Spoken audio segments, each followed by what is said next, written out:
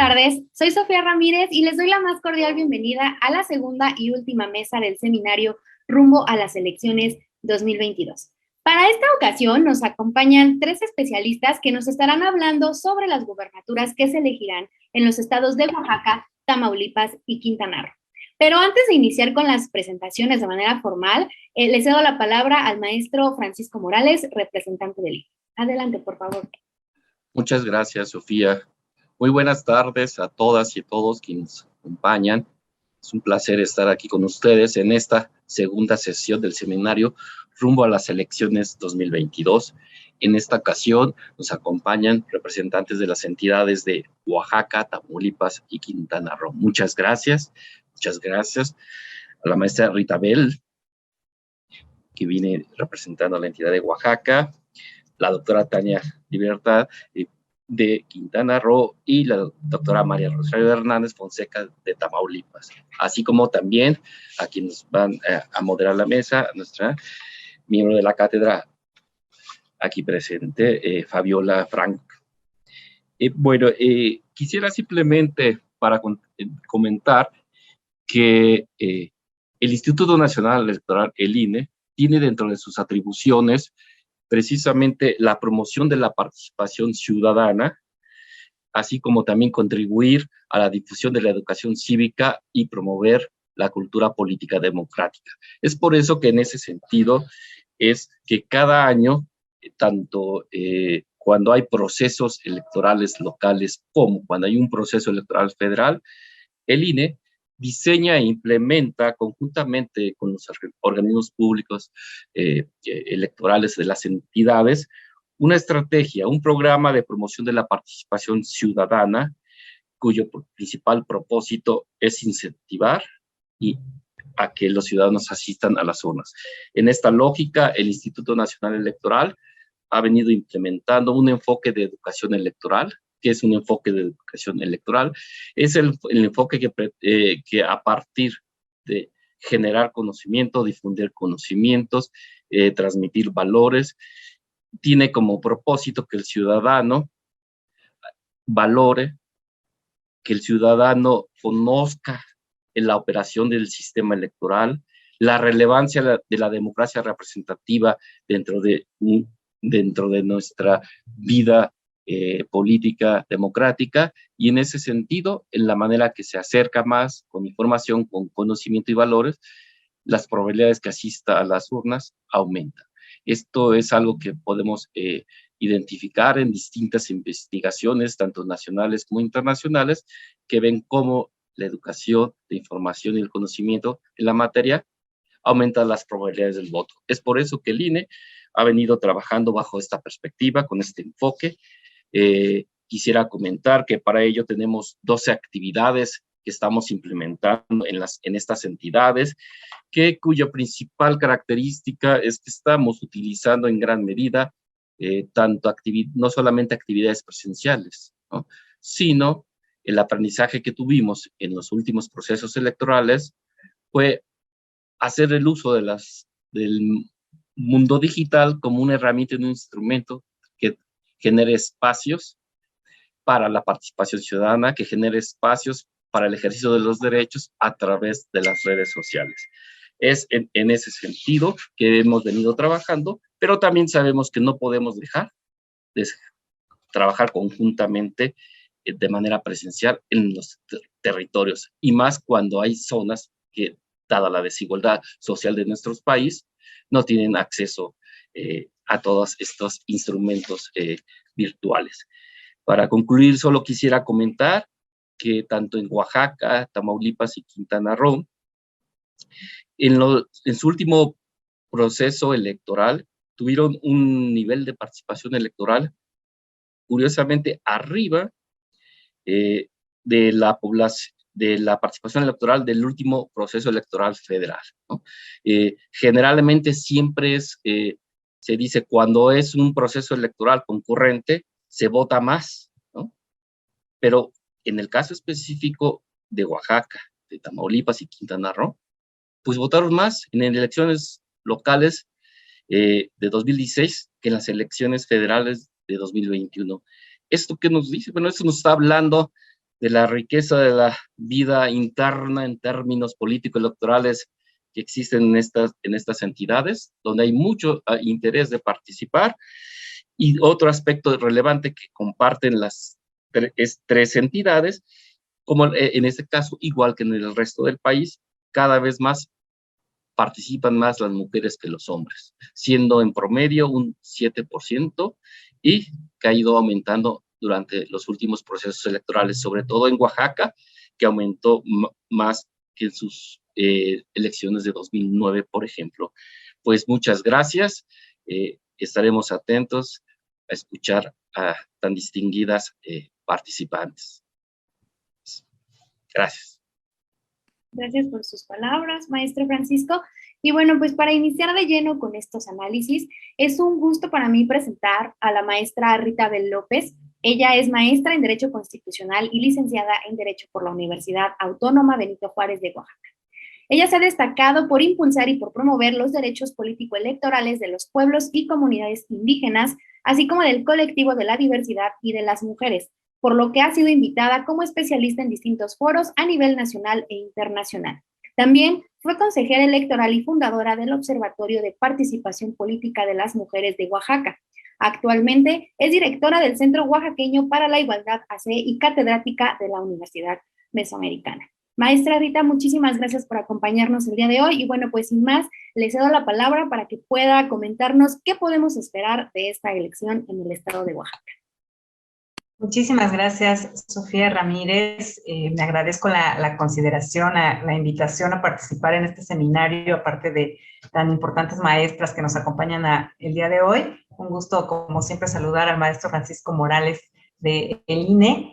Y bueno, pues siempre felicitarles por generar estos espacios de análisis, de reflexión, y bueno, pues invitarnos aquí a la ciudadanía a platicar desde nuestra percepción, pues cómo vemos estos procesos.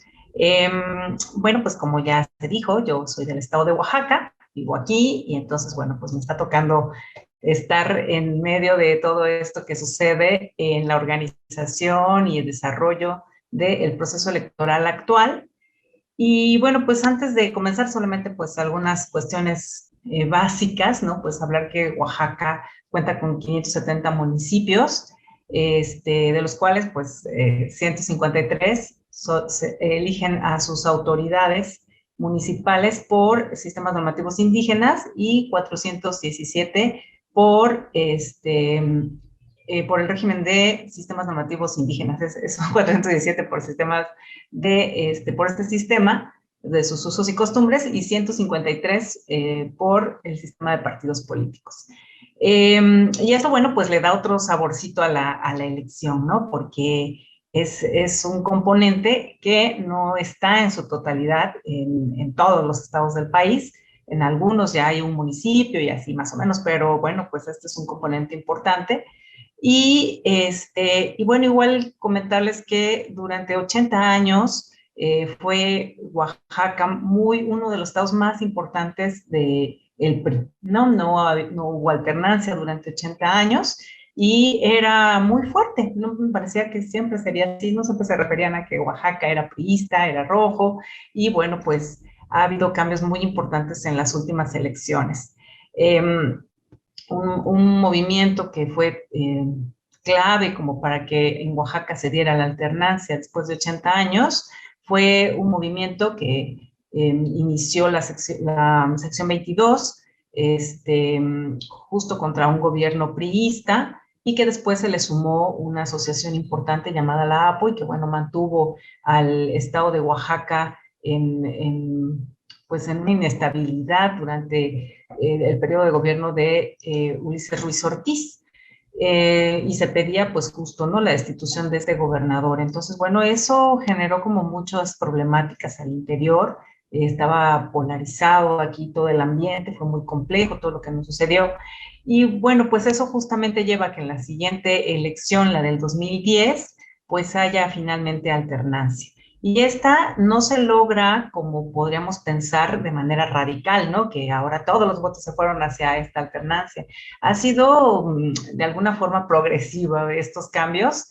Esta alternancia que se da con una coalición muy importante, que de hecho da como la apertura a lo último que hemos visto en la elección federal, a partidos antagónicos históricamente, que se junten, que se sumen para formar coaliciones. Bueno, pues me parece que empezó en Oaxaca, yo tengo ese dato que empezó aquí en Oaxaca con esta coalición en el 2010, donde por primera vez se unen el PRI, no, perdón, el PAN y el PRD, y suman también al entonces Partido Convergencia Nacional, y me parece que también al PT.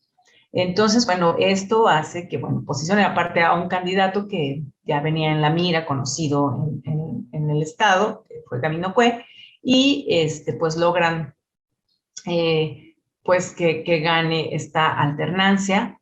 Fue bastante importante para Oaxaca lo que sucedió, porque digo que veníamos de este movimiento social, y bueno, pues gana, pero tampoco lo hace así, les digo, radicalmente. En realidad la diferencia entre el primero y segundo lugar, que el segundo lugar siguió siendo del PRI, fue por 8 puntos porcentuales, ¿no? Entonces no hubo así como una gran diferencia. En realidad, vean, fueron 4 partidos los que se unieron, y solamente así lograron esto, ¿no? Si no se hubieran organizado estos partidos, pues no hubiéramos tenido esta alternancia.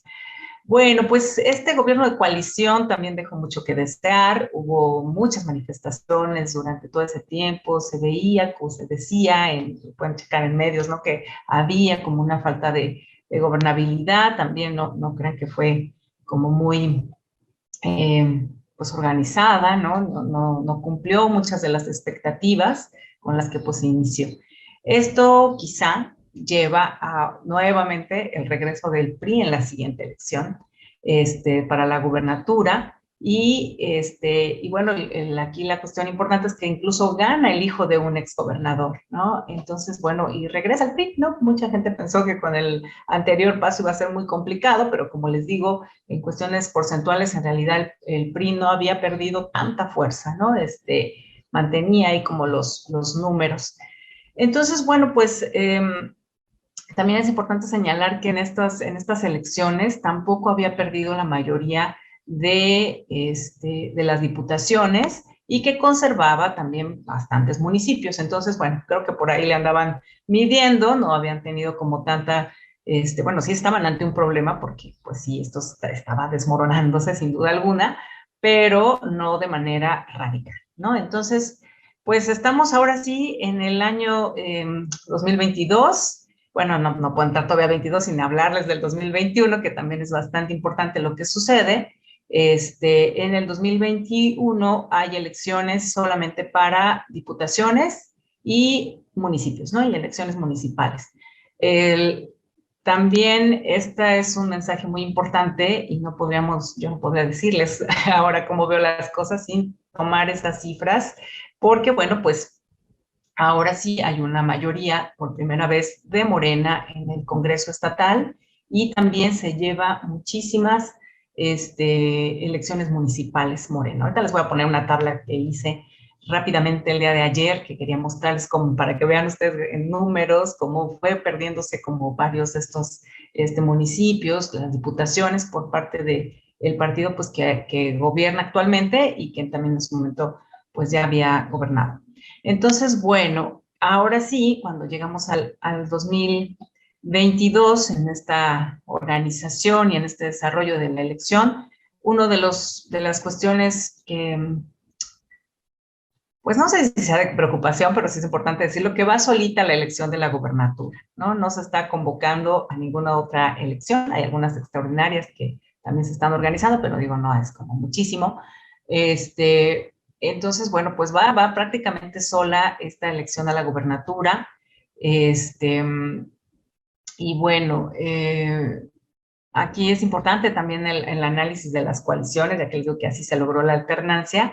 Y bueno, pues ha sido, ahorita también lo van a ver en la tabla que les voy a mostrar, también como estas combinaciones que ha habido en cuanto a las coaliciones. Y bueno, pues actualmente va en coalición Morena con 3 partidos más, 2 nacionales, que es el PT y y el Partido Verde, y se le suma un partido local que es el PUC, que tiene pues allá tienen algunos años trabajando también en municipios muy específicos. Es un partido que se reconoce, un partido indígena. Entonces, bueno, pues sí ha tenido ahí su participación importante este partido desde ya algunos años, y bueno, van así en coalición. Y por el otro lado, el partido del PRI solamente hace coalición con el PRD, ¿no? Entonces van los dos en coalición. El PAN tiene su propia candidatura, Movimiento Ciudadano también tiene una candidatura, y también hay dos candidaturas independientes, indígenas además, o sea, se reconocen como indígenas. Entonces, bueno, pues esas son como las cosas que están sucediendo actualmente. Y pues lo que veo, bueno, ayer me entrevistaban justamente, me preguntaban que se sentía, que era como parte de lo que querían saber, que se sentía como un poco desangelado la elección, ¿no? Y bueno, eso tiene que ver porque hay números muy claros desde el año pasado. Hay una gran preferencia por Morena. Desde el año pasado las encuestas apuntan, pues, en primer lugar de preferencias, pues a este partido, sin coalición, ¿eh? Así solito. Y entonces, bueno, desde que iniciaron las campañas en las encuestas autorizadas por el IEPCO, en un análisis que hacía también hace un par de semanas, pues veíamos que en realidad no ha disminuido. O sea, así como salió a la campaña este partido, pues se ha mantenido ahí entre el primer lugar. No ha bajado, tampoco ha subido más, pero se ha mantenido en la preferencia, teniendo como segundo lugar al PRI, y luego ya el tercer y cuarto lugar lo andan como pelea. Ese sí es sube y baja un poquito entre las dos candidatas que hay del PAN y de Movimiento Ciudadano. Entonces, bueno, un poco se puede haber cantado el resultado. Esto no se sabe hasta que estemos ahí viendo las boletas y ya pegado ahí la sábana con resultados. Hasta entonces lo vamos a saber. Entonces tampoco quiero decir que ya es eminente el asunto, pero bueno, pues así han estado por lo menos las encuestas, y pues lo que se puede percibir a simple vista. Entre las cosas importantes que destaco de la etapa actual en la que estamos de la campaña, pues es justo que ahora hay dos mujeres y me parece que están haciendo un papel importante. Sus números, digo, no son como una amenaza para este partido, pero me parece que se están visibilizando pues bastante bien las dos. Y también el asunto de que existan dos candidaturas independientes a la gubernatura, se me hace también que es algo importante, aparte indígenas. Creo que también esto pues pues un mensaje y algo que hay que tener ahí en la mira, ¿no? Hasta ahora, de lo que he podido ver, no hay casos justo por la participación de dos mujeres que están haciendo un papel, me parece bastante importante, pues no ha habido denuncias de violencia política. Los candidatos se están manteniendo, pues en ese aspecto específico de violencia política, me parece se están manteniendo muy al margen. Y bueno, no ha habido por ahora ninguna denuncia que, bueno, al menos que yo haya visto en redes o de esta forma, que estén como señalando alguna de las candidatas en alguno de estos sentidos. Hablo también de la participación de las mujeres, porque esto sí puso en algún momento a tambalear ahí a Morena. Bueno, no a tambalear a Morena, ¿no? Sino sí hubo ahí como algunos desacuerdos por la forma en la que se eligió la candidatura. La paridad fue bastante importante. Como ustedes saben, en el 2014 no se planteaba la paridad, ni en los años que siguieron, la paridad para las gubernaturas, ¿no? Porque como era un cargo unipersonal, bueno, pues por ahí salió un criterio que, bueno, que en estos casos no había forma, ¿no? Sin embargo, bueno, pues elecciones vinieron y se vio que los partidos no tenían elementos ni tampoco mucho interés en trabajar en formas de llevar también la paridad a estos espacios, y es nuevamente por una determinación del INE que se les obliga a cumplir con la paridad en las gubernaturas desde el proceso electoral pasado. Lo mismo sucede en el del 2022, con estos 6 elecciones a la gubernatura que están corriendo actualmente. Y bueno, pues en Oaxaca sí hubo como también pues contienda también interna que tuvieron. Había una mujer también muy fuerte en cuanto a preferencia, y bueno, pues un hombre, y bueno, pues por ahí todavía hubo como, se decía en algunos medios que bueno, que pues esto iba a fracturar. Lo cierto es que bueno, pues ahí están los números de las encuestas cuando inicia la campaña, esto no ha bajado. Entonces bueno, pues la preferencia me parece la tiene el partido, más allá de quienes ocupen la candidatura, ¿no? Ha sido un factor importante, sin duda alguna, y sí puso como, bueno, y aparte dejó un buen antecedente ahí también este asunto, porque bueno, pues ya en las próximas elecciones sí se debe de determinar bien este asunto de la paridad en las gubernaturas por parte de los partidos políticos, pues para que no haya como estos problemas, ¿no? Porque ya estaba por empezar la campaña y todavía no se definía si sí quedaba, si no quedaba. Hubo un par de proyectos que apuntaban a cambiar al candidato, y bueno, pues sí. Entonces, bueno, pues ya con estos criterios, pues bueno, ya tendrán que trabajarlo para que no les vaya a pasar esto nuevamente. Y, ¿qué más les puedo comentar? Bueno, pues les digo, pues se mantienen pues todos haciendo campaña. Hay propuestas, algunas de esas propuestas pues suenan un poco pues más como buenos deseos que como de verdad una propuesta concreta, específica. Eso le hace falta, yo creo, mucho trabajar a las candidaturas en general, el saber, más allá de cómo sueltan como estas promesas que incluso ya socialmente son hasta como chiste, ¿no? Saber que son promesas de campaña, promesas de políticos, que, pues una cosa es lo que dicen y vamos a ver cómo las materializan, ¿no? Entonces, pues todavía dentro de, aparte de soltar las propuestas dentro de sus spots, dentro de sus, los ejercicios de debate que se hacen, pues falta saber cómo le van a hacer, ¿no? Ojalá pudiera haber mecanismos para saber cómo le van a hacer para hacer esa propuesta, de dónde van a sacar recursos, en cuánto tiempo, cuándo se van a ver resultados, cómo se va a evaluar si eso es lo que va a funcionar o no. A final de cuentas, pues solamente se sueltan como esta serie de promesas que se hacen, ¿no?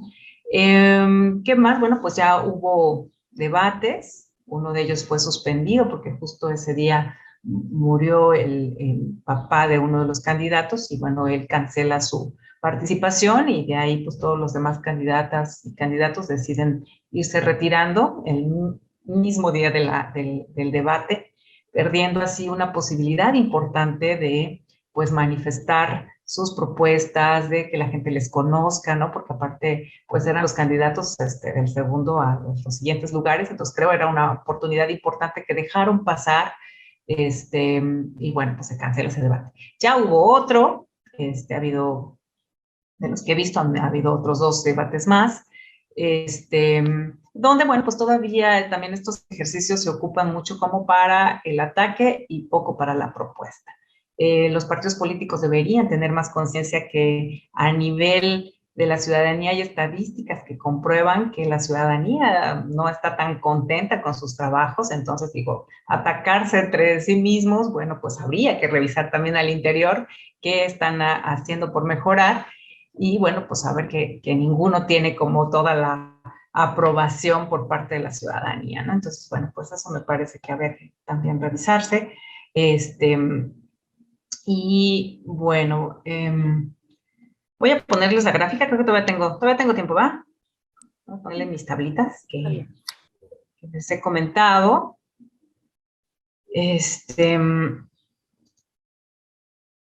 Miren, déjenme ampliarla. Creo que ahí ya pueden verla. Y bueno, yo comenzaría por las diputaciones. Como pueden ver, yo solamente aquí tomé diputaciones en elecciones a la gobernatura. Entonces tengo la del 2010, 2016, 2021.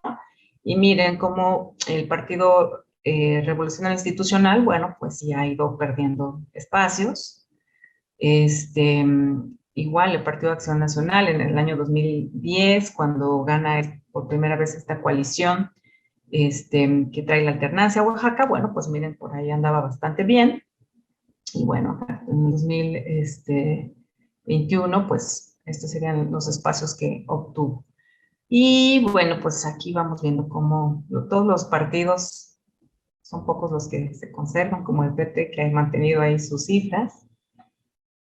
Donde ven espacios es que esos partidos ya no tienen registro, o no tenían registro. Por ejemplo, aquí Morena todavía en esta elección no tenía registro, entonces por eso no está aquí, pero inicia bastante bien, y vean, actualmente tiene 23 diputaciones. Entonces, bueno, pues ha ido ahí a la alza. En cuanto a los municipios, aquí sí puse el 2010, 2013, 2016, 2018 y 2021. Igual, ¿no? Vean, 2010 todavía con la alternancia, el PRI había todavía mantenido como esta cifra importante de municipios, que como pueden ver, bueno, pues ha ido también a la baja, ¿no? Sí, sí obtuvo unos, pero ya en coalición. Ahorita les voy a enseñar ese número, pero así solito, pues solamente 2. Igual el Partido de Acción Nacional, miren el PRD, igual que ahora está en coalición con el PRI justamente, pues miren, era como la segunda que se llevaba a los municipios, y bueno, pues también ha ido bajando, ¿no? Igual los espacios que ven son porque ya no tiene registros de partido. El PUB, que les digo que se ha mantenido durante estos años, así va. Partido del Trabajo, pues ahí van.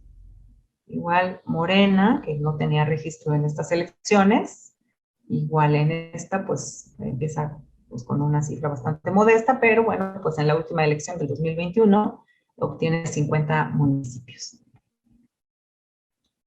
Y bueno, pues ya aquí la estrategia han sido las coaliciones, esta coalición que es la del 2016, bueno, pues se llevó todas estas, estaba junto el PAN y el PRD, y obtuvo todavía 47 municipios, y la coalición igual de esta misma fecha, del 2016, con el PRI y el Partido Verde, pues todavía tuvieron 51 municipios. Ya para la siguiente elección, la coalición fue distinta, fue PAN, PRD y Movimiento Ciudadano, 39 municipios, y el PRI y el Partido Verde y Nueva Alianza, 21. Y el partido Morena, pues, que todavía tuvo una coalición con el PT, Morena y el PES, tuvo 43 municipios en estas coaliciones. Y de ahí, pues, varias candidaturas comunes que también pues, se les han funcionado pues, medianamente. Y bueno, pues así están los números. Y finalmente quería enseñarles esta tablita de las candidaturas y coaliciones para la gobernatura 2010 y 2022, que bueno, pues la del 2010, estas fueron las coaliciones, el PRI con el Partido Verde, que postularon a un hombre, el PAN con el PRD, PT y Convergencia, postularon igual a un hombre, y el PUB, que postuló en ese entonces a una mujer, y el PANAL también a una mujer. Estas fueron las dos principales preferencias. Y ya en el 2016, entonces tuvimos esta otra coalición, a la que del PRI, del Partido Verde, se le suma el PANAL, y el PAN-PRD ya van solitos. Luego el PUB también tiene su propio candidato, el PT, Morena, no va en coalición en el proceso de gobernatura del 2016, y bueno, pues la mayoría se fueron ahí como solitos. Movimiento Ciudadano en ese año no postuló a ninguna persona, no tuvo candidato ni candidata, y bueno, pues y puros hombres, eso también quería mostrarles, que en la del 2016 fueron puro señor, ¿no? Y justo ahora en 2022, bueno, pues el PRI va con el PRD, las mezclas les digo que son así como de, ¿qué pasa aquí? ¿No? El PRI con el PRD postulan igual a un hombre, el PAN va solito con una mujer, Morena, PT, el Partido Verde y PUB postulan a un hombre, Movimiento Ciudadano, ahora sí tiene candidata, es mujer, y hay dos candidaturas independientes indígenas, que son hombres los dos. Entonces, así está. Bueno, pues ya para terminar, pues creo que no va a haber sorpresas, adelanto, así como se ven las cosas, adelanto que no vamos a tener una sorpresa, pero bueno, va a ser interesante. Algo que destacaba ahorita el maestro Francisco es que, bueno, aquí en Oaxaca los últimos procesos ha habido una gran participación, la del proceso electoral del año pasado fue un número importante de participación por parte de la ciudadanía, pero como esta elección es solita, pues habría que ver, ¿no? Habría que ver si la gente sale a votar. El asunto de lo ya previsible que es el resultado, puede ser que alguna gente se confíe, entonces, bueno, pues ahí todavía habrá que hacer mucha difusión para que la gente participe. Y bueno, pues ver también ya los cierres y bueno, pues estar muy pendiente. Pero pues así vamos, así está aquí en Oaxaca. Pues ya en unas cuantos días ya tendremos como esta información. Y bueno, pues si se conserva como van las encuestas actualmente, pues también la diferencia sería suficiente como para no dejar como mucha duda sobre los resultados, ¿no? Luego cuando se pegan mucho los porcentajes, bueno, pues ahí ya empieza ahí como otra etapa después de la elección, pero en esta, pues si se mantiene como está, pues parece que todo saldrá pues como trámite. Pues así estamos. Un gusto y quedo ahí a la orden por si hay algún comentario o sugerencia. Muchas gracias. Muchísimas gracias por las consideraciones y la información que nos acaba de proporcionar, maestra. Y bueno, la siguiente intervención nos va a servir para ver el caso de Quintana Roo, estado en el que pues no solo se va a elegir la gobernatura, sino también diputaciones, tanto de mayoría relativa como de representación proporcional. Y para hablar justamente del caso de Quintana Roo, nos acompaña la doctora Tania Libertad. Y bueno, ella es doctora en Ciencias Sociales por el Colegio Mexiquense, maestra en Sociología Política por el Instituto de Investigaciones Dr. José María Luis Mora y licenciada en Relaciones Internacionales por la Universidad de Quintana Roo, donde desde hace 11 años es profesora investigadora adscrita a la División de Ciencias Políticas y Económicas. Ella además es autora de diversos trabajos académicos, entre los que destacan los libros y su más reciente trabajo, Democracia Paritaria y Representación Política de las Mujeres desde la reglamentación interna de los partidos políticos en México. Bueno, pues sin más, le cedo la palabra para que pueda hablarnos justamente sobre este estado. Bien, muchas gracias.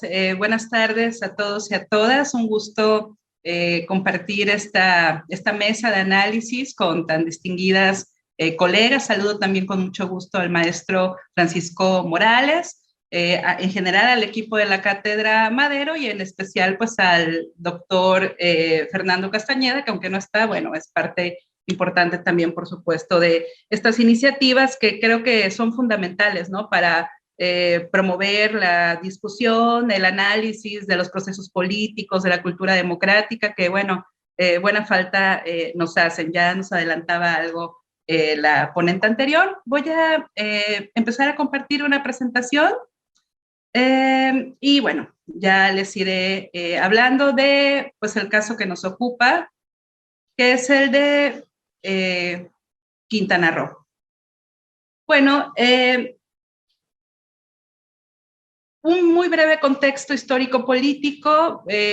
La clase política quintanarroense ha estado vinculada o estuvo vinculada hasta 2016 al PRI y sus antecedentes, ¿no? Con sus jefes políticos, gobernadores del territorio federal, luego cuando se convierte en un estado más de la federación en 1974. Entonces, es importante tener en cuenta esto porque la alternancia llega de manera un poco tardía, digamos, a Quintana Roo en 2016 y solamente en un contexto, bueno, que ya se ha referido igual, ¿no? De corrupción, descomposición del PRI más grotesco probablemente que podemos recordar, vinculado con el que fuera gobernador de Quintana Roo, Roberto Borge Angulo, que, bueno, sabemos que está en prisión. Precisamente ese contexto, ¿no? De corrupción, de impunidad, de abuso, ¿no? De poder que llegó incluso a los medios de comunicación nacional, es como precisamente a través de una alianza entre el Partido Acción Nacional y el PRD, un candidato que no había sido postulado por el Partido Revolucionario Institucional, es lanzado por esta alianza, y es la alianza triunfadora que lleva la gubernatura a Carlos Joaquín González, un gobernador que se relaciona mucho con el grupo de gobernadores del PAN, pero a raíz precisamente de la gestión de la crisis sanitaria por la COVID-19, poco a poco empieza a orbitar entre críticas de muy bajo nivel al gobierno federal, pero también a aproximarse hasta el grado que llegó a ser distinguido, ¿no? En varias ocasiones por el presidente de la República, o incluso a sonar como un posible proyecto para ser secretario de Estado federal una vez que concluya la gubernatura. También a nivel municipal, la alternancia llega por primera vez en 2002 en una alianza entre el PAN y el Verde Ecologista en el municipio de Benito Juárez, que es en el norte, en donde está Cancún. Este mapa se los presenté en el seminario de elecciones de 2021, que también me hizo el honor de invitarme la cátedra Francisco I. Madero, y es cómo quedó el mapa electoral en 2021. La coalición Juntos Haremos Historia en Quintana Roo, conformada por Morena, el PT y un partido local que es el MAS, se llevó 7 municipios, 1 más, Morena compitiendo solo, y 3 municipios, la alianza PAN, PRI, PRD y el partido local Confianza por Quintana Roo. Pero otro antecedente que quise recuperar aquí nada más como para dimensionar es justo lo que mencionaba el maestro Francisco al inicio, acerca de la participación en la elección para gobernador de Quintana Roo en 2017. Tuvo una participación del 52.9%. En el proceso anterior, para la gubernatura, estuvo alrededor de 10 puntos porcentuales abajo. La participación estatal en las elecciones de 2021 estuvo en 44%, un poco más. Y pues en la revocación de mandato, una participación del 21.4%, de los cuales el 96% se pronunció a favor de que el presidente concluyera su mandato, ¿no? Que no se separara del cargo. Menciono esto porque los indicadores de participación de Quintana Roo en relación con su lista nominal han estado ahí oscilando entre el 40% sobre todo, ¿no? Cuando son elecciones para elegir al gobernador, y en el contexto de mucho hartazgo social del 2017 solo llegó a subir hasta el 52.9%.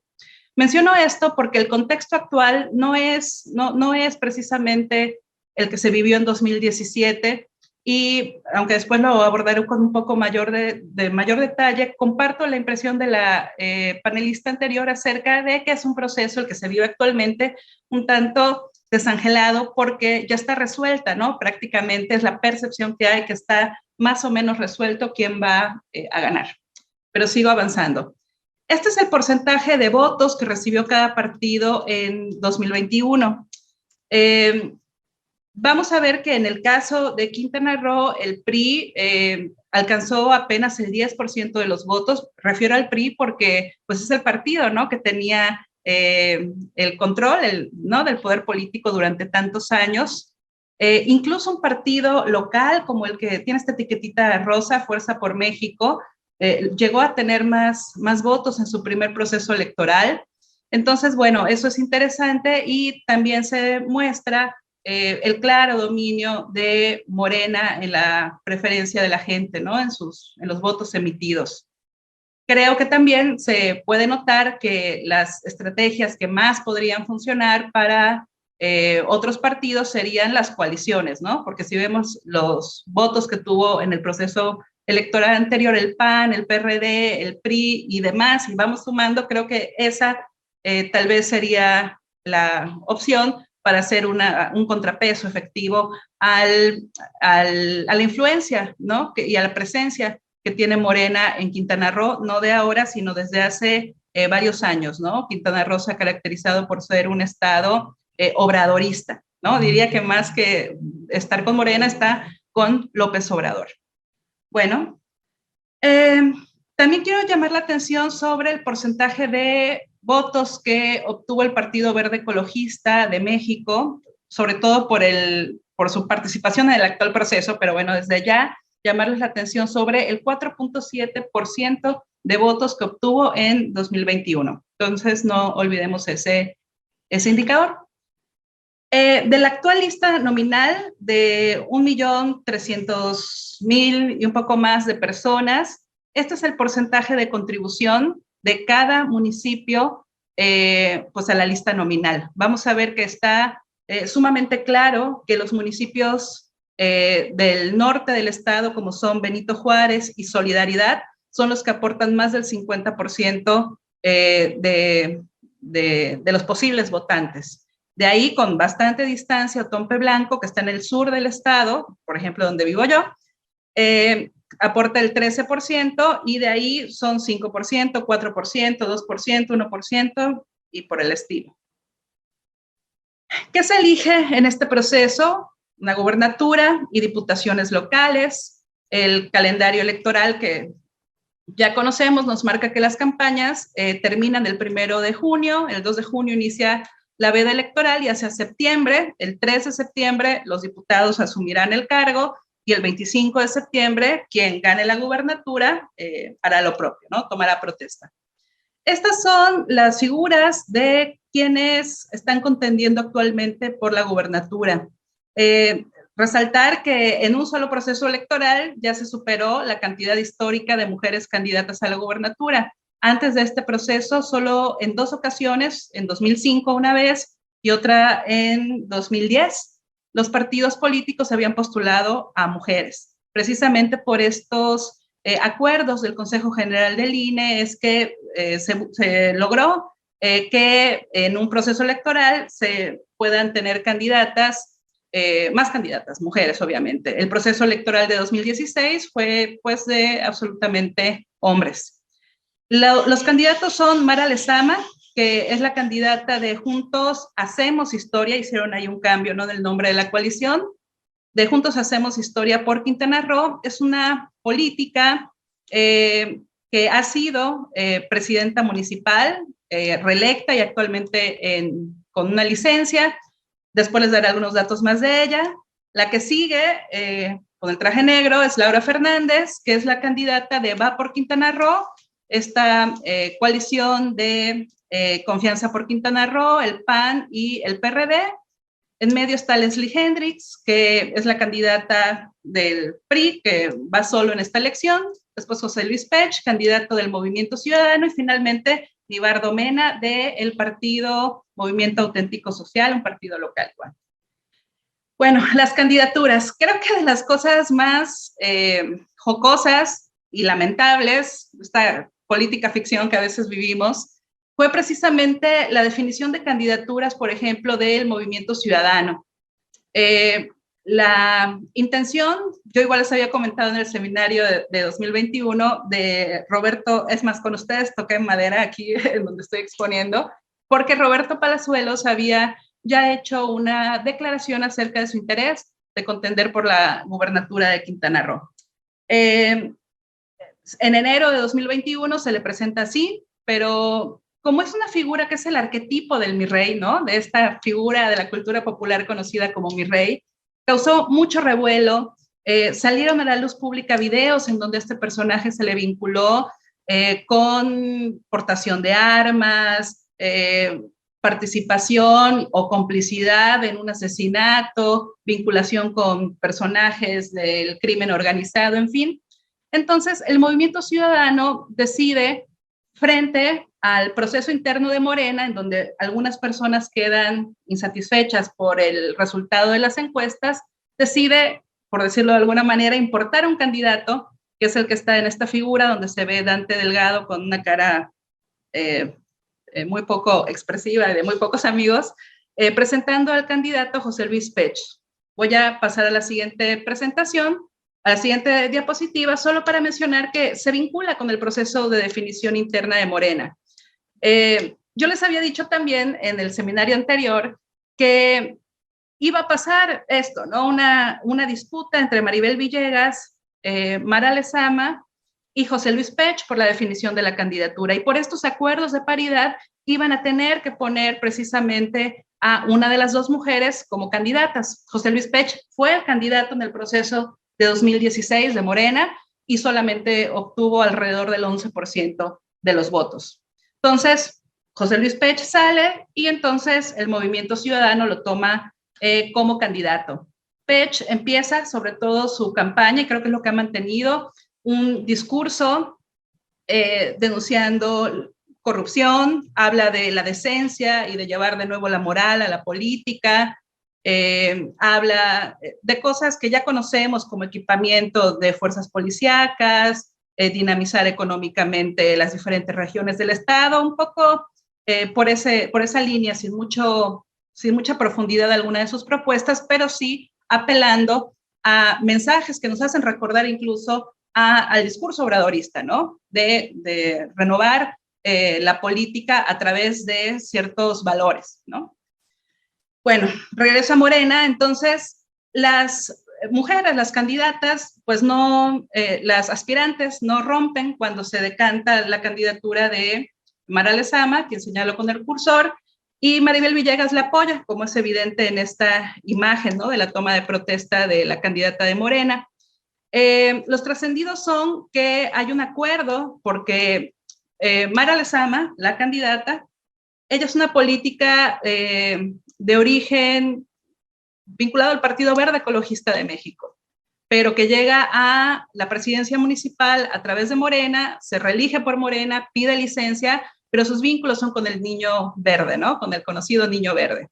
Entonces hay un trascendido de que Maribel Villegas, quien aparece, es una senadora con licencia y ya aparece en la lista para diputaciones plurinominales, que en realidad el contrapeso entre ambos partidos, el verde, que va a ocupar la gubernatura a través de una figura vinculada al partido, y Maribel Villegas, de Morena, va a tener el control del Congreso local, que más adelante veremos que parece que va a ser un resultado casi de carro completo para Morena.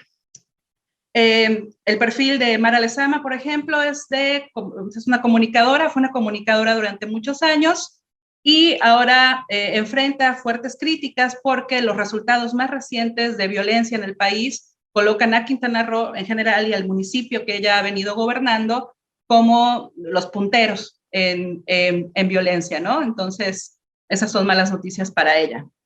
El PRI postuló a Leslie Hendrix. Ella es una joven política, hija de un exgobernador. Ella defiende, ¿no?, el tema de la congruencia, de no abandonar el barco, en referencia a los resultados tan malos que ha tenido el PRI en la entidad. Esta foto es de su toma de protesta. Vemos que ni siquiera su líder nacional fue, probablemente porque no había gorras. Entonces, Alito no fue a la toma de protesta de Leslie, y pues ella ha estado allá insistiendo en las críticas, sobre todo a López Obrador, ¿no? Por ejemplo. La candidata de esta coalición PAN, PRD y un partido local, Laura Fernández, es interesante porque, bueno, tal vez no lo resalte tanto en mi discurso, la candidata de Morena es la puntera, esta candidata es la segunda, ocupa el segundo lugar en la intención de voto de acuerdo con las encuestas, y su discurso ha estado sobre todo centrado en, sí, algunas de sus propuestas, pero también ya en ataques y críticas muy puntuales a la candidata que va en el primer lugar de preferencias.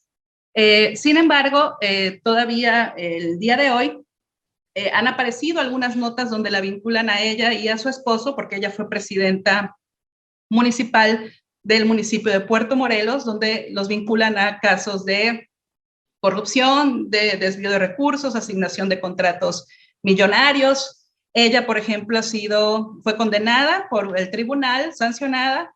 Bueno, no sancionada, se le pidió que ofreciera unas disculpas públicas a otra mujer, una presidenta municipal, por expresiones que demeritan la calidad, la calidad política de esta presidenta municipal. Hace unos días hizo sus disculpas muy raras, así las mencionó, son unas disculpas legales, nada más, y en un video lleno de reproches. Pero bueno, eso es lo que ha pasado con esta candidata.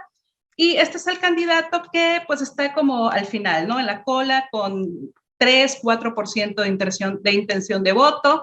Es un candidato que denota como mucho en su lenguaje la idea de que es un candidato como todos nosotros, como va por un partido, pero casi se presenta como ciudadano y sobre todo defendiendo causas de defensa del medio ambiente.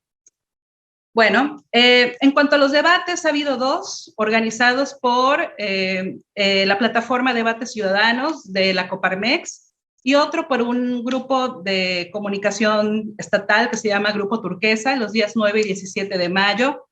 En ambos debates ha estado ausente la candidata puntera. Obviamente ha sido criticada por esto, pero me llama la atención el estilo del debate de los asistentes, ¿no? Sí resaltan que no está presente la puntera, pero entre ellos hay poca discusión. Ya dejemos el tema de los ataques, sino poca discusión. Y pues al menos Nibardo Mena y Laura Fernández han gobernado, ¿no? Han gobernado, Leslie Hendricks ha sido diputada local y José Luis Pech ha sido funcionario público en varias administraciones estatales, ha sido senador, entonces habrían elementos como para resaltar los méritos o la falta de méritos de los adversarios. Su imaginación o su creatividad para las propuestas es muy baja, yo diría, incluso en el debate de la Coparmex, como estuvieron líderes de grupos empresariales, fueron un poco incisivos en algunas preguntas sobre cómo van a lograr cosas que ellos proponen, como decía la panelista anterior, pero sin profundidad en el cómo hacerlo.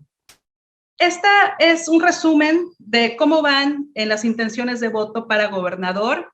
Es el resumen que hace el CEDE con las encuestas que aparecen a la izquierda. En todas se ve la gran diferencia entre el primero y el segundo lugar. El primer lugar está marcado en rosa, ¿no? El segundo lugar está aquí en la columna color amarillo y hay 20 o más puntos porcentuales, ¿no? Eso es interesante. Entonces, por eso decimos que está muy resuelta esta elección. Sin embargo, apareció apenas ayer o antier. Hay otras encuestas locales, por supuesto, pero en todas le dan el triunfo, digamos, o la preferencia del voto a Mara Lezama. Y antier apareció esta encuesta de un sitio que se llama laencuesta.mx, precisamente, donde da estos resultados de pues prácticamente un empate técnico. Bueno, están a 5 puntos, menos de 5 puntos de diferencia el primero y el segundo lugar. Esto ha hecho que Laura Fernández intensifique, ¿no? Digamos, esta crítica incisiva y los ataques y resaltar, ¿no? La falta de méritos de Mara Lezama. También hay que mencionar que Mara Lezama se ha estado comportando como gobernadora de facto, ¿no? Se reúne con empresarios, con colegios, con grupos y está haciendo poco trabajo en territorio. Esa es una diferencia entre lo que está haciendo ella y otros candidatos. Algunos dicen que puede tener que ver con los malos resultados precisamente en equipamiento urbano y en seguridad pública que tienen el municipio en donde ella gobernó y que no está preparada para responder, o sea, ¿cómo va a justificar ese desempeño gubernamental? Voy a finalizar con esta gráfica que me gustó bastante de un sitio de encuestas, que es de los pocos que he encontrado que le han dado seguimiento a cómo va la intención del voto para los diputados de mayoría relativa. Como se ve, todos, salvo el que está aquí abajo, Frank López, todos los distritos, en todos los distritos Morena tiene una ventaja de 30% o por el estilo. Aunque táctica política, si se llama quien hace la encuesta, no dice bien a bien quiénes son, uno puede revisar todas las encuestas que hace y sobre todo trabaja para, eso es lo que me permite ver sus estudios, sobre todo trabaja para políticos del PAN. Entonces, bueno, eso como para pensar muy bien cómo tomar con qué certeza, ¿no? Tomar este tipo de resultados. Y bueno, yo quisiera señalar, voy a dejar de compartir ya para dar paso a la siguiente panelista. Yo quisiera señalar nada más justamente la falta de claridad de propuestas de los candidatos, como una falta de conciencia de lo que pasa en el Estado y de emitir propuestas profundas y específicas, ¿no? Para atender los problemas más relevantes. Este comportamiento de la candidata de Morena, que se comporta ya como la triunfadora, y aunque las tendencias pareciera que son claras, como decía Rita Bell, pues nada está escrito. Por ejemplo, el candidato del Movimiento Ciudadano, que es el que algunas personas ven como el más congruente y el más digno y el más honesto, pues maneja ese discurso, pero además tiene detrás de sí a un exgobernador que es Félix González Canto, metiendo mucho dinero a su campaña. Otro aspecto interesante es que algunas encuestas dan, a pesar de que la candidata del Verde y Morena va triunfando, le da apenas un 2% de intención del voto a la gente por el Verde, lo cual eventualmente diríamos, ¿será posible que pierda el registro estatal? Bueno, esas son las cosas que de pronto hay que prestar atención y que pueden hacer interesante una elección que algunos dicen pues que está muy resuelta. Pues hasta aquí mi comentario y muchas gracias. Muchísimas gracias, doctora Tania. Y bueno, ya por último, pero no por ello menos importante, contamos con la presencia de la doctora María del Rosario Hernández, quien compartirá con nosotros su análisis sobre la elección de Tamaulipas. Ella es doctora en Gerencia Pública y Política Social por la Universidad de Baja California, cuenta con un máster en Ciencia Política con orientación en Democracias Contemporáneas por la Universidad de Guadalajara y es licenciada en Sociología por la Universidad Autónoma de Tamaulipas, donde es profesora de tiempo completo desde 2013. Actualmente es la coordinadora de la licenciatura en Sociología en la Unidad Académica Multidisciplinaria de Ciencias, Educación y Humanidades de la misma universidad. Y bueno, pues sin más, no le quito más el tiempo, entonces adelante con su presentación, por favor. Hola, pues buenas tardes, los saludo con muchísimo gusto. Y pues primeramente quiero agradecer esta invitación. Para mí es un placer compartir pues este espacio con tan distinguidas personalidades. El maestro Francisco Morales del INE. Creo que realmente estos eventos son los que se deben promover, esto con la finalidad de que seguir fortaleciendo nuestra cultura política. Y es importante pues también decirlo, que estos son los espacios que de pronto la ciudadanía considera como o de mayor credibilidad, dado que bueno, tal como lo comentan pues mis compañeras que desde luego me antecedieron, estas distinguidas panelistas, pues realmente todavía no hay propuestas muy claras por parte de los candidatos. Y entonces me doy cuenta que en Tamaulipas, bueno, no es la excepción. Entonces, bueno, pues iniciamos y me apoyan en dirigir las diapositivas, por favor. Bien, pues primeramente vamos a compartir un poquito, quiero hablarles un poquito del contexto histórico, pues aquí en el estado. Pues primeramente, pues Tamaulipas es considerado como la arena política, donde se ajustan ciertos lineamientos establecidos por el gobierno federal. Entonces, pues se entretejen redes de poder y dominio por parte de los gobiernos priistas. Por mencionar algunos ejemplos, podemos destacar el mandato de Norberto Treviño Zapata, 1956-1963, fue el representante del gobierno local por sus ligas personales con el presidente de México, en ese entonces, Adolfo Ruiz Cortines, y pues gracias a esas amistades fue diputado federal por el distrito de Matamoros. Fueron grandes las aportaciones, desde luego, de Treviño Zapata como responsable de Estado, que promovió un recambio generacional al hacer coincidir las elecciones legislativas y municipales con el relevo del poder ejecutivo. Desde luego, todo esto tenía una intencionalidad y era básicamente la de continuar con su trayectoria política, pero también de fortalecer pues una clase política, ¿sí? El licenciado Praxedis Balboa, abandonado del PRI durante el sexenio de 1963-1968, apoyado por Adolfo López Mateos. Pues en este caso podemos mencionar que Praxedis Balboa apoyó el sector educativo, pero uno de sus principales logros fue mantener la relación pues equilibrada entre los partidos políticos en el Estado. Todo ello pues producto de su experiencia política. Este político es importante mencionar que en algún momento padeció el trato cortante de Gustavo Díaz Ordaz, influenciado desde luego por Emilio Martínez Anautú, que en ese entonces, bueno, pues era el secretario de Presidencia. ¿Sí? Martínez Manutú, bueno, pues era un hombre de mucha experiencia en el ámbito político y pues fue favorecedor del arribo de Manuel Arrabicé al gobierno de Tamaulipas. Enrique Cárdenas, desde luego, por su parte, un empresario de la radio, y el alcalde de Ciudad Victoria, fue gobernador de Tamaulipas durante pues, el sexenio 1975-1981 y cultivó durante este tiempo pues una amistad con el secretario de Gobernación, Luis Echeverría. Entonces, bueno, por su parte, la clase política, Cárdenas González tuvo una representación en el Senado y 12 años después, bueno, pues concluyó su mandato.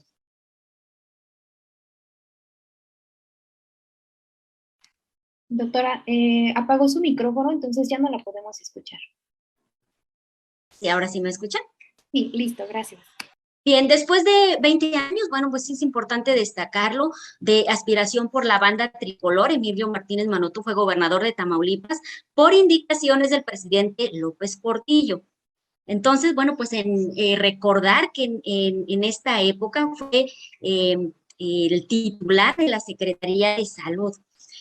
Con este breve recuento podemos enfatizar que las condiciones en las que se vivió el priismo en Tamaulipas y con estas redes de poder y de lealtades, bueno, pues han circulado los siguientes gobernadores, como son Américo Villarreal Guerra, que estuvo en el periodo de 1987-1993, Manuel Cavazos Lerma, de 1993-1999, Tomás Yarrington Rubalcaba, de 1999 al 2004, Eugenio Hernández Flores, del 2005 al 2010, Egidio Torre Cantú del 2010 al 2016.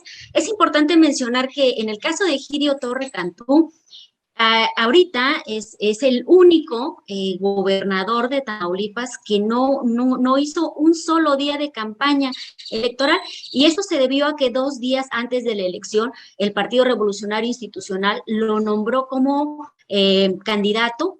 Esto a raíz de la muerte de su hermano, el doctor Rodolfo Torre Cantú, quien era el candidato virtual para la ciudadanía tamaulipeca. Rodolfo Torre Cantú logró ganarse la simpatía, el cariño y el respeto de los tamaulipecos, tan es así que su hermano fue el que contendió, y entonces el voto de los ciudadanos le favoreció por arriba del 61%. Finalmente, bueno, también hablamos de Francisco Javier García Cabeza de Vaca, del 2016 al 2022. La que sigue, por favor.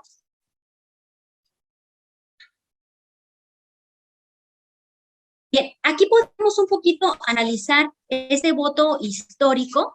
Nos podemos dar cuenta cómo estos candidatos de la bancada priista, cómo es que cada uno de ellos fue legitimado. Lo que está de negro lo podemos apreciar que es el porcentaje con el cual ganó, y lo que está en gris, bueno, pues la participación electoral que hubo en ese momento.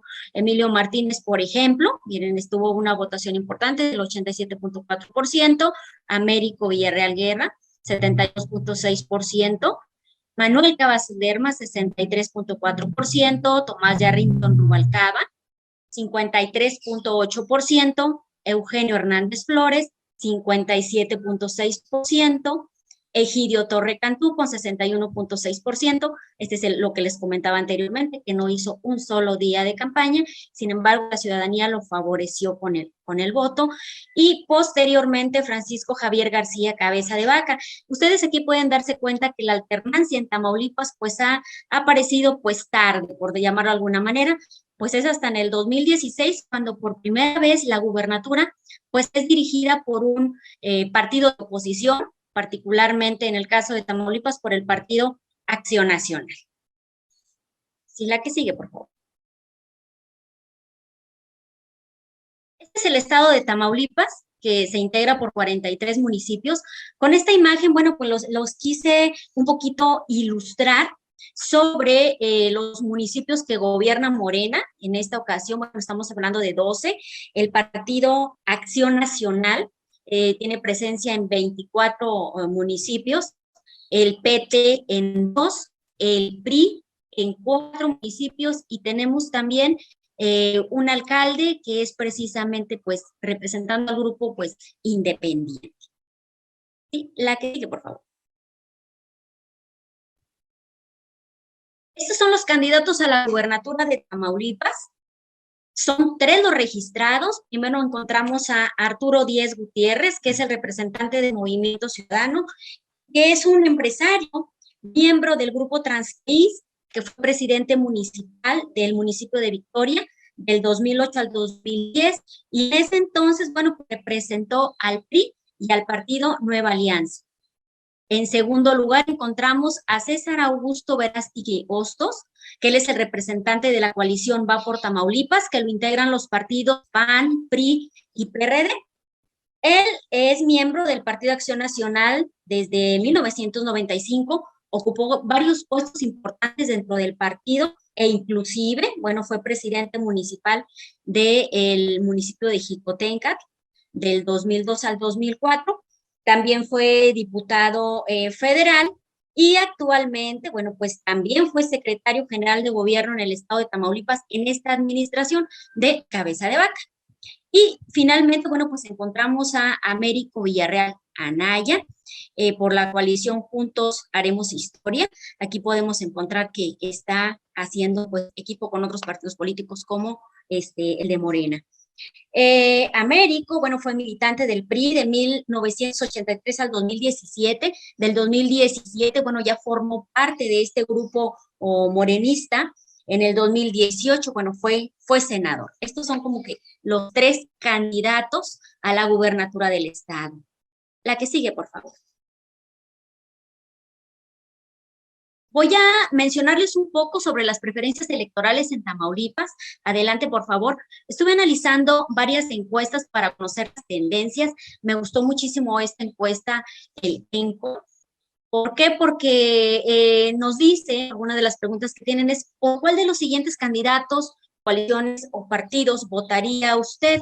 Aquí nos damos cuenta que hay una gran aceptación por parte de Morena, con un 59%, por César Verástegui, el Truco es el apodo que él tiene, el 33%, y de Movimiento Ciudadano con un 8%. Se le dice, bueno, que es preferencia efectiva porque se están eliminando el porcentaje de las personas que no contestaron a la encuesta o que dicen que no saben, ¿sí? Este estudio se realizó con 1,210 encuestas. La que sigue, por favor. Este dato también es interesante. ¿Por cuál de los siguientes candidatos, coaliciones o partidos votaría usted? Aquí, por ejemplo, también se le da un seguimiento de cómo ha sido el comportamiento de la preferencia electoral de febrero, en los meses de febrero, marzo, abril y mayo. Como nos podemos dar cuenta, Morena se ha mantenido en un nivel importante de aceptación de la ciudadanía. En mes de mayo bajó, de acuerdo a los datos de esta encuesta, es un punto, un 1%, que no es muy significativo.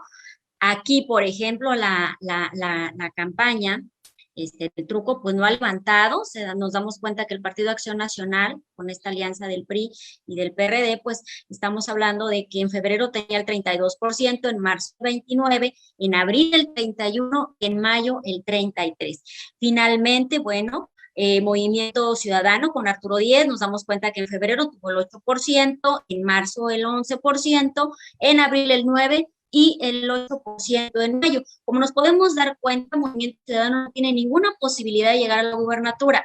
Aquí, al igual que, como lo mencionaron mis compañeras que me antecedieron, pareciera una victoria cantadita, ¿no? Continuamos, por favor, a favor de Morena. Aquí hay otra pregunta que se les hace a los ciudadanos y se les dice, ¿qué es mejor para Tamaulipas en este momento? Hay 3 opciones. La primera, que haya un cambio de gobierno, del partido en el gobierno. La otra, que siga gobernando el PAN. Y la tercera, bueno, no sabe, o no contestó. Bien, aquí nos damos cuenta con estas líneas que de febrero a mayo, la mayoría de la población pues, quiere un cambio. Sí, quiere un cambio de partido en el gobierno.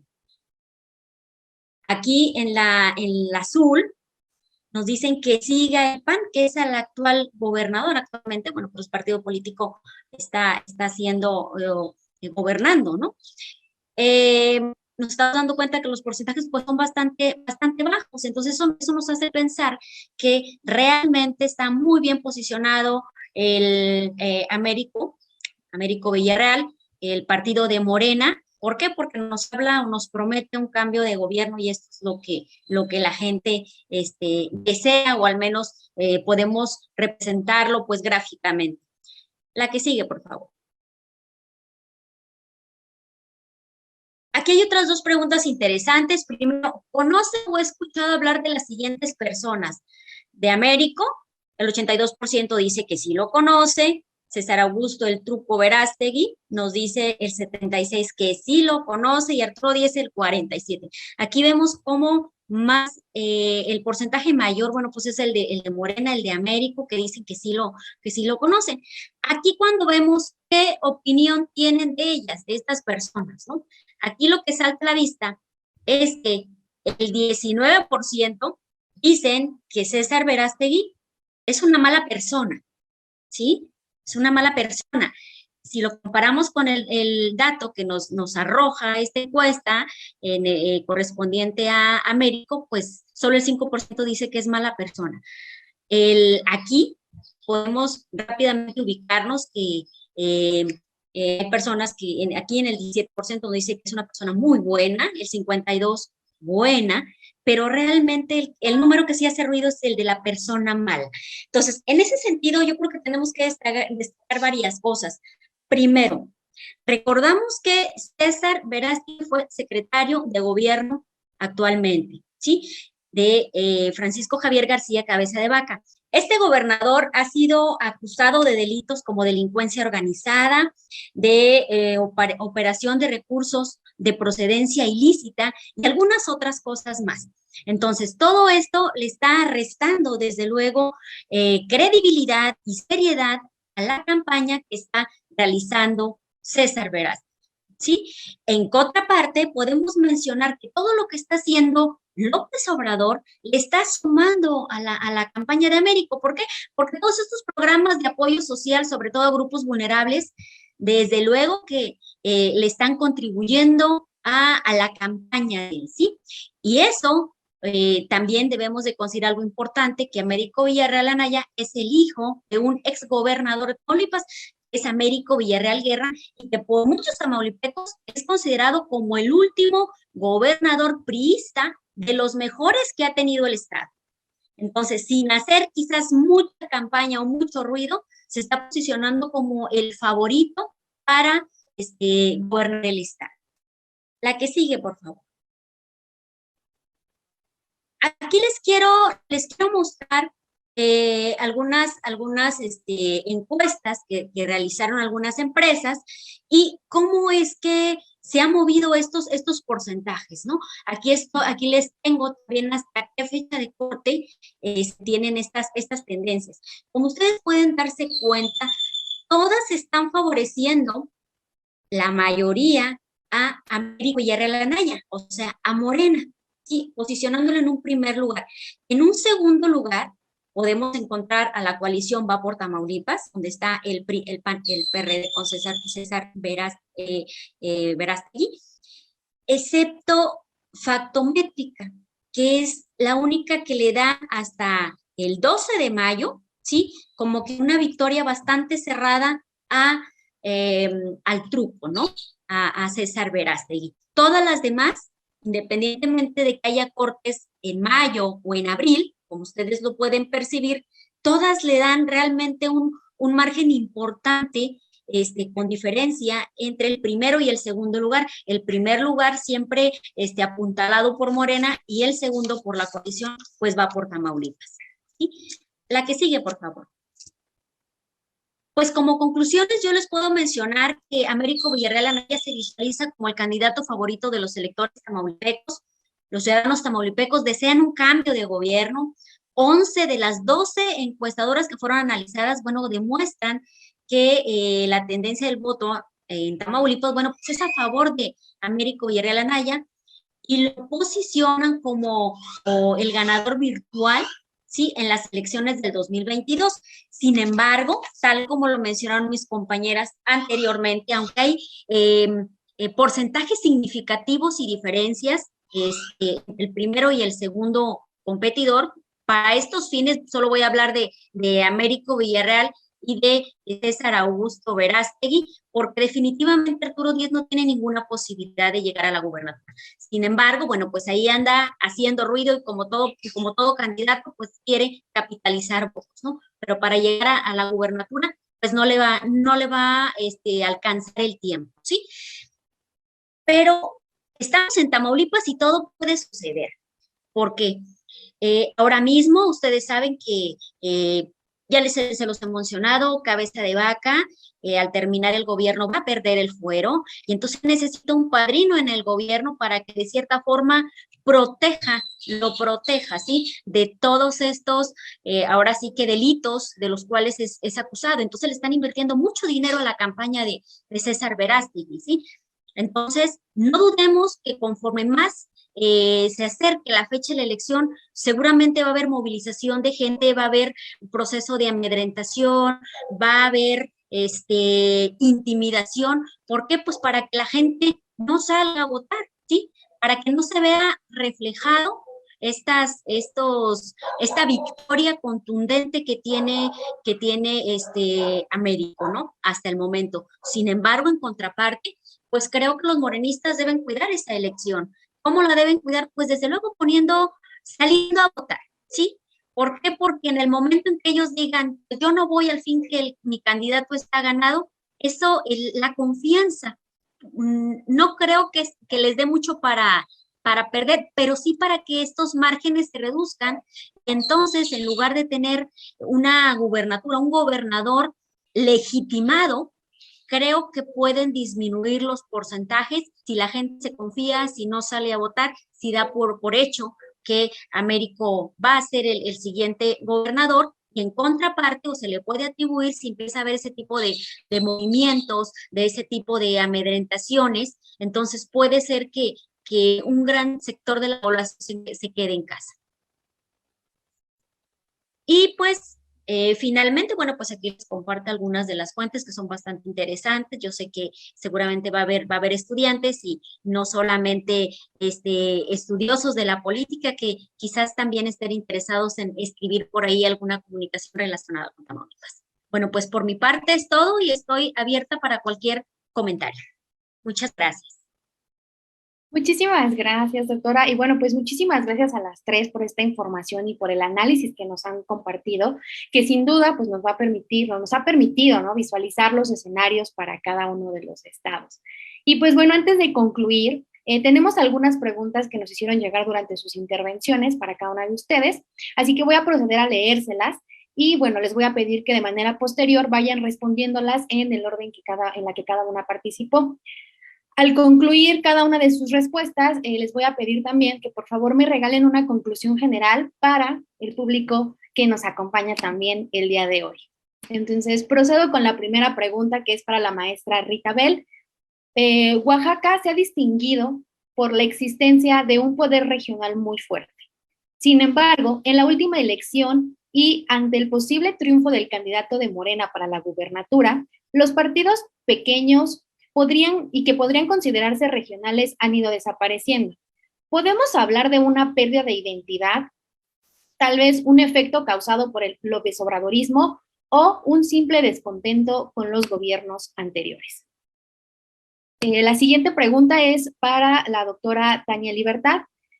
Como lo mencionó, los partidos políticos han abierto ya sus espacios a las mujeres para que ocupen cargos de elección más importantes, como es el caso de las gubernaturas.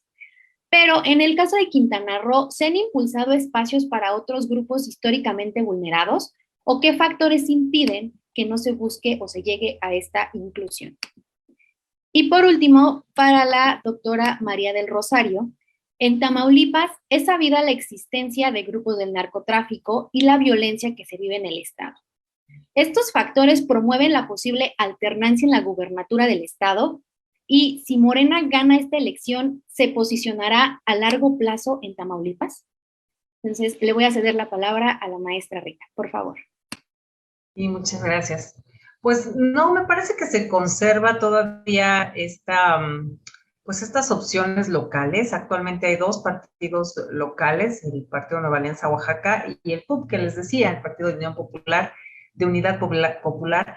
Y en realidad, bueno, pues en los últimos años han ido y venido diferentes partidos locales, ya tuvimos un partido de las mujeres, bueno, diferentes, muchos de ellos con identidad indígena.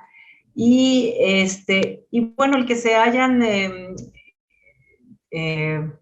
pues que hayan perdido su registro, se debe pues a los resultados del 2018, ¿no? Que fue, pues ya sabemos, una elección distinta, le llamaron, por algo le llamaron el tsunami electoral, porque bueno, pues todos los votos se vertieron sobre Morena, y pues esto también le pasó la cuenta a varios partidos, pues pequeños, locales, que bueno, pues no, ahorita todavía no estamos en tiempo de la conformación de nuevos partidos políticos locales, pero seguramente se apuntarán algunos en cuanto esté ya ese momento. Creo que se mantiene el hecho de que haya actualmente dos candidaturas independientes indígenas, nos habla de que sí hay como esta búsqueda de otras opciones locales, con esta identidad que es tan importante y que ha retomado un valor importante en los últimos años. Entonces, pues no, me parece que no, y pueden navegarlo muy bien, pues, ¿no? O sea, creo que pueden estar como en en estos espacios, pues, más locales o locales en sí, y tener también su simpatía hacia el presidente actual, ¿no? Creo que también lo pueden hacer sin mayor problema, es una opción. Y bueno, pues por lo que vemos ahora, incluso en esta coalición que les platicaba, la actual que está con Morena, justo este partido local, el PUB, está en coalición con Morena para esta elección que estamos viviendo. Entonces, pues así andamos en Oaxaca en cuanto a estos partidos locales. Gracias, un gusto. Bueno, perdón. Y bueno, pues únicamente pues vuelvo a señalar que bueno, pues sí, cuando venga el momento de la conformación de nuevos partidos políticos, pues seguramente vamos a ver varias opciones, y nuevamente partidos que tengan como esta identidad indígena, creo que también los habrá.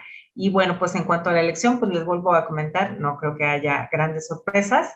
Y que bueno, pues en cuanto a quien gane, ya las cuestiones del tercer lugar son como las que se están poniendo aquí un poco más interesantes, pero bueno, yo creo que estará sin mayor problema, me apunta a ser una elección pacífica, y lo único pues que sería determinante es que, bueno, pues que no se confíen de que la ciudadanía va a salir a votar como lo hizo en la elección pasada, que pues era para diputaciones y municipios. Entonces, que sí los partidos, el propio Instituto Electoral, tanto el local como el propio INE, pues tienen que hacer una chamba importante de difusión para que la gente no se vaya a confiar y salgan a ejercer su voto.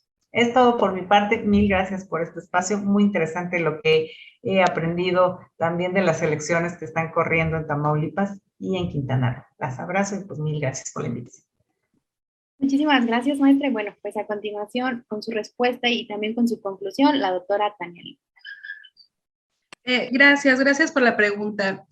Los esfuerzos más serios, digamos, por abrir los esfuerzos, voy a quitarle serios, por abrir los espacios en los procesos electorales son muy recientes, ¿no? Datan del proceso electoral anterior, precisamente, porque el instituto local creó unos criterios, ¿no? Diseñó unos criterios en conjunto con la Universidad Intercultural Maya de Quintana Roo y otra institución educativa para diseñar cuáles iban a ser los criterios para garantizar la representación ahora también de jóvenes, de las juventudes y de los grupos de la diversidad sexual. Y los grupos, las comunidades que se identifican como indígenas, ¿no? De las personas que se identifican como indígenas. Sin embargo, eso es lo que ellos relatan, ¿no? En su propio documento oficial, que por el tema de pandemia no pudieron hacer foros y una serie de trabajos, y fue un trabajo de gabinete, ¿no? Lo que dio como resultado una serie de criterios que llevan a cuestiones como obtener un documento de respaldo por parte de líderes de alguna comunidad indígena para que un candidato pueda ser validado como una cuota indígena. Entonces, no hay medios de verificación de que el trabajo, de la trayectoria política, administrativa o social de un candidato de verdad esté vinculada con el progreso, el mejoramiento de las condiciones de estos grupos, ¿no? Entonces quedaron un poco facilones y sueltos estos criterios. Tal es el caso que en los ayuntamientos, varias regidurías tienen a personas por una cuota indígena y que cualquier persona medianamente informada que conoce los perfiles de estas personas sabe que no tienen ninguna vinculación con esos grupos. El tema de representación de los jóvenes, sí, ese también se resolvió de manera más o menos fácil, pero queda el tema de los grupos de la diversidad sexual. Eso no se ha podido materializar o reflejar. En cuanto a la presencia de las mujeres en el Congreso, bueno, las reglas de paridad hicieron que el Congreso, que justamente se va a renovar ahora, estuviera integrado por incluso una mujer más que los hombres que conforman este cuerpo legislativo. También se está viendo ahora en cuanto a las mujeres, ¿no? que son candidatas en este proceso electoral y que es algo que, bueno, quienes estudiamos estos temas de género y democracia ya sabemos que no necesariamente el que estén mujeres candidatas allá y mujeres legisladoras allá se va a traducir necesariamente en mejorar las condiciones para otras mujeres. Por ejemplo, el caso de la candidata del PAN-PRD, Laura Fernández, durante su tiempo como legisladora, ya fue legisladora local, promovió una ley que protege la vida desde la concepción. Es la ley que penaliza precisamente el aborto, ¿no? Después, la otra candidata, la puntera, Mara Lezama, por ejemplo, fue tristemente célebre porque hacia noviembre de 2020, luego de la aparición del cuerpo descuartizado de una jovencita, se hizo una manifestación por grupos feministas y pues fueron reprimidos, ¿no? por la policía local y estatal. Después ella, está su tweet incluso, dice que no fue su intención, o sea que no se debe responder así, pero que tampoco se puede permitir el vandalismo, una cosa por el estilo, ¿no?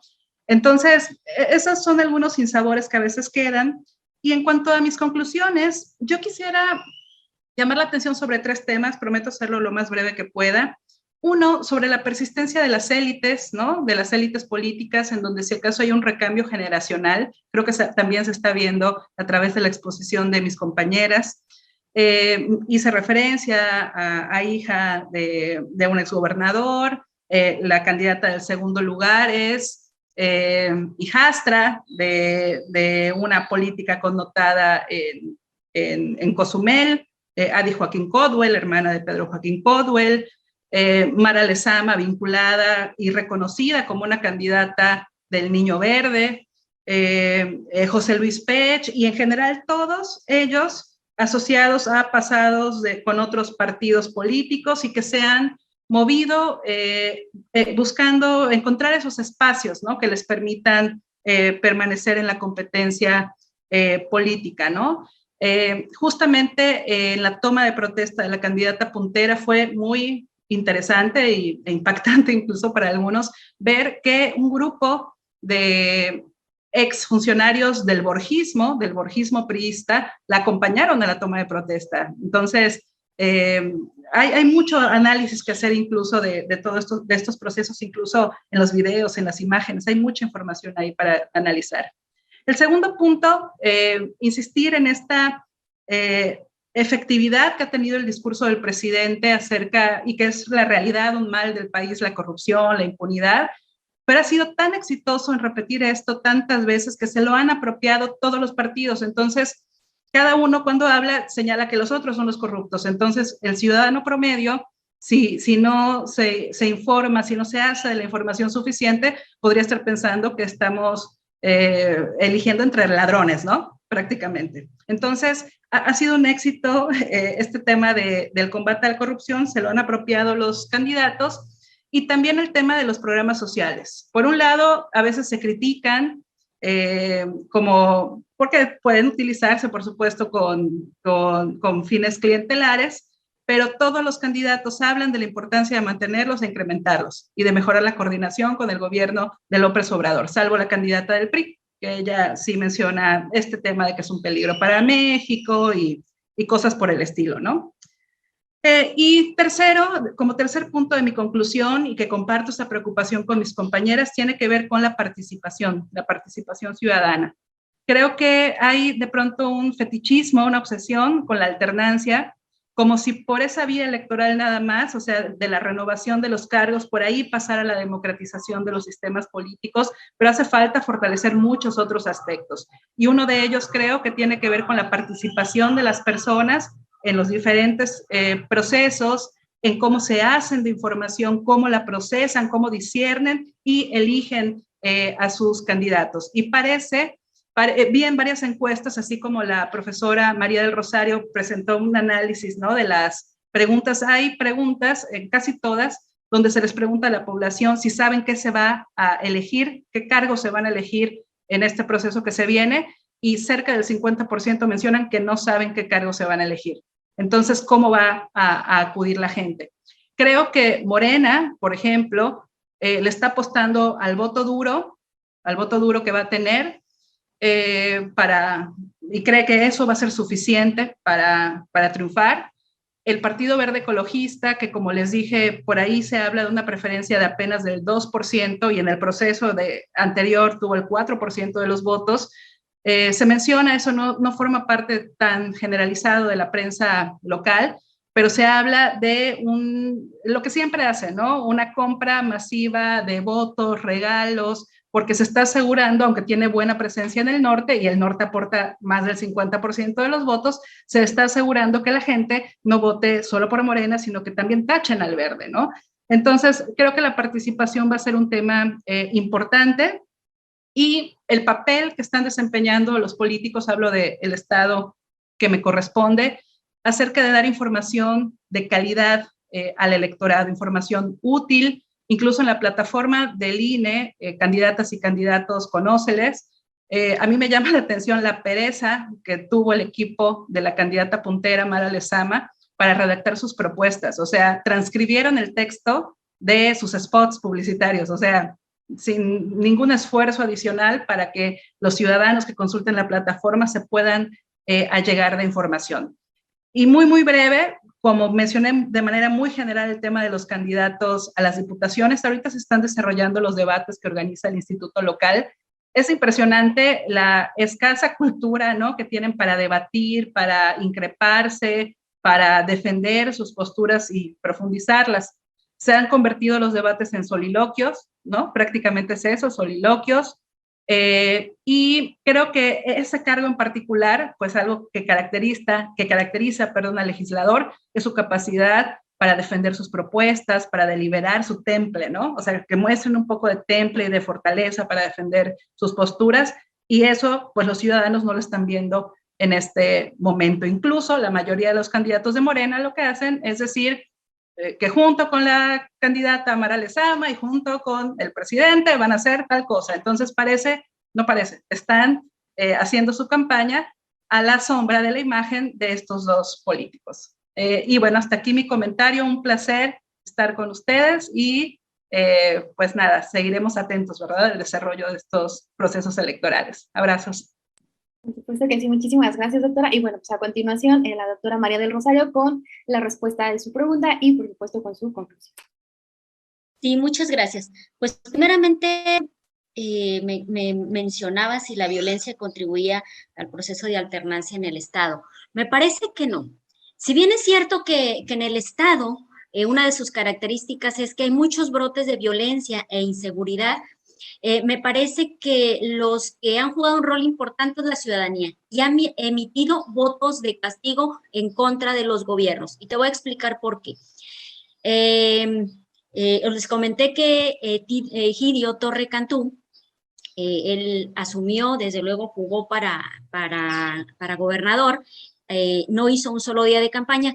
Toda la población tamaulipeca estaba convencido que como era el hermano de una persona muy querida y que era el gobernador del PRI, iba a hacer un excelente trabajo en su periodo de administración. No fue así. Él armó su infiernito, armó su equipo de trabajo y entonces la ciudadanía le emitió un voto de castigo al PRI y es así como llega a Cabeza de Vaca, ¿sí?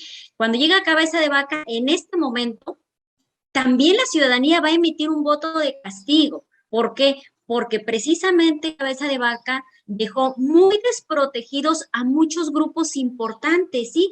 Y solo por mencionar a uno de ellos, hablando del sector del transporte público, hay varias rutas, por ejemplo, paradas, durante 6 años han estado paradas.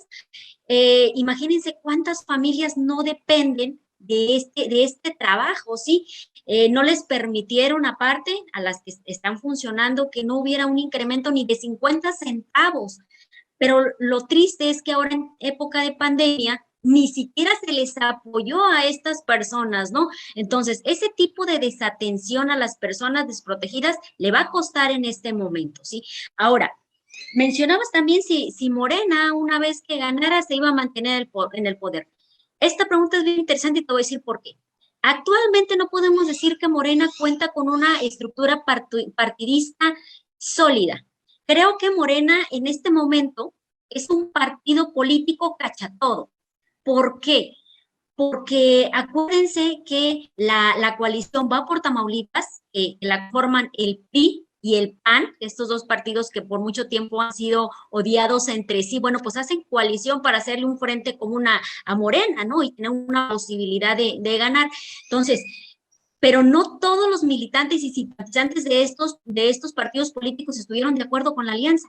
Entonces se van a ir con Morena. ¿Por qué? Porque simplemente Movimiento Ciudadano no es ninguna posibilidad de triunfo para ellos, ¿sí? Entonces, si se van por el voto útil, la posibilidad es Morena, ¿sí? Y por otra parte, aquellas personas que están inconformes con la forma en la que gobernó Cabeza de Vaca, pues claro que no le van a dar el voto al que fue el secretario de gobierno en su administración, ¿sí? Entonces, ¿qué es lo que va a pasar? Y creo que valdría la pena, bueno, pues en 6 años volverlo a analizar, ¿no? Me parece que todo esto va a depender de cómo se dé el trabajo que realiza Américo, porque me parece que el fuerte no es Américo, sino el efecto AMLO que está presente en Tamaulipas. Todo, como lo dije anteriormente, todo lo que está haciendo Andrés Manuel López Obrador le está sumando a este posicionamiento que tiene Américo Villarreal. Y sobre todo, Américo tiene un gran compromiso. ¿Cuál compromiso? Su padre, Américo Villarreal Guerra, dejó excelente precedente en el Estado, ¿sí? A tal suerte que es considerado como el último de los gobernadores priistas más buenos o con mayor apoyo que ha dejado en el Estado. Entonces, hay algo que a él le pesa y si no se pone las pilas, si no trabaja, entonces en 6 años simplemente Morena ya no va a ser una opción para los ciudadanos. Y entonces vamos a ver disuelta esta coalición de PRI, PAN, PRD, y de nueva cuenta van a seguir apuntalando el poder, el PRI y el PAN, pero ahora sí que de forma separada, ¿sí? Como conclusión general, yo quisiera hacerles una invitación a los ciudadanos, que todos salgan a votar, que todos salgan a hacer valer su derecho, porque nos ha costado muchas luchas, mucha sangre, mucha violencia, el poder ahora sí que tener este derecho constitucionalmente establecido como para no hacerlo valer, ¿sí? Que salgamos a votar. Pero también a los partidos políticos que traten de ser más coherentes entre lo que dicen y lo que hacen. Ya basta de amenazas, ya basta de amedrentación, ya basta de este tipo de prácticas que van en detrimento de la democracia. Me parece que todos los partidos políticos son buenos porque tienen una plataforma que motiva precisamente a que las instituciones cada día sean mejor. Entonces, los invito a que formen parte realmente de ello. Ahora, con respecto a los debates, ya el INE organizó uno. el Instituto Electoral en Tamaulipas, el IETAM, perdón, organizó uno que fue el día 24 de abril. El próximo domingo habrá uno más, pero este debate fue entre negro y gris. No hay propuestas, realmente es un proceso de ataques y eso no ayuda a la cultura política de la ciudadanía. Eso no ayuda a que el ciudadano emita un voto, ahora sí que razonado y objetivo, ¿sí? Pero aún así, todo puede suceder, todo puede suceder. Seguimos viendo la lucha de poder por el poder mismo entre los grupos políticos y esto no se define hasta el 5 de junio. Entonces, muchas gracias. Muchísimas gracias a las tres por sus respuestas. Y bueno, pues sin duda estas 2 mesas del seminario rumbo a las elecciones 2022, pues nos han dotado de bastante información, ¿no? Bastante amplia, datos bastante estructurados. Y bueno, en una breve recopilación me gustaría dar nada más 5 puntos que considero que fueron coincidentes en ambas mesas, ¿no? Y que me parece que son de los más relevantes. El primero de ellos es que si bien las encuestas indican que no hay sorpresas, eso no quiere decir que la ciudadanía deba de confiarse y no salir a votar el 5 de junio, ¿no? Como bien lo decía la doctora María del Rosario, es una lucha de poder por el poder, entonces esto no se decide hasta que el INE ya dé un resultado final. 2 es, bueno, y algo que ya se viene como viendo, ¿no? Desde las elecciones de 2018, que se confirma en 2021 y al parecer también en 2022, las marcas partidarias, bueno, las tradicionales ya están desgastadas, ¿no? Pero esto nada más en referencia a los partidos políticos que tenían el poder, más no en cuestión de actores. Como bien se mencionaba en esta mesa y también en la primera, si bien los partidos están perdiendo poder, nada más es un cambio generacional el que existe, ¿no? Entonces, por eso se ha logrado que Morena, también Movimiento Ciudadano, pues estén obteniendo muchos más curules, mucha más presencia política en el país. El tercer punto también es que Morena, el partido de Morena, no es equivalente a Andrés Manuel López Obrador, ¿no? La marca o la figura que vende realmente, pues es Andrés Manuel y es por la cual la gente vota, ¿no? Morena aún carece de una estructura política sólida o fuerte en algunos de los estados. Por último, bueno, un cuarto punto, perdón, geográficamente estas elecciones serán fundamentales y tendrán un efecto bastante positivo o negativo en elecciones que tendremos el siguiente año, ¿no? En 2023, como son las de Sonora y Estado de México, y por supuesto que serán mucho más importantes y tendrán un impacto mucho más grande en las elecciones que tendremos en 2024.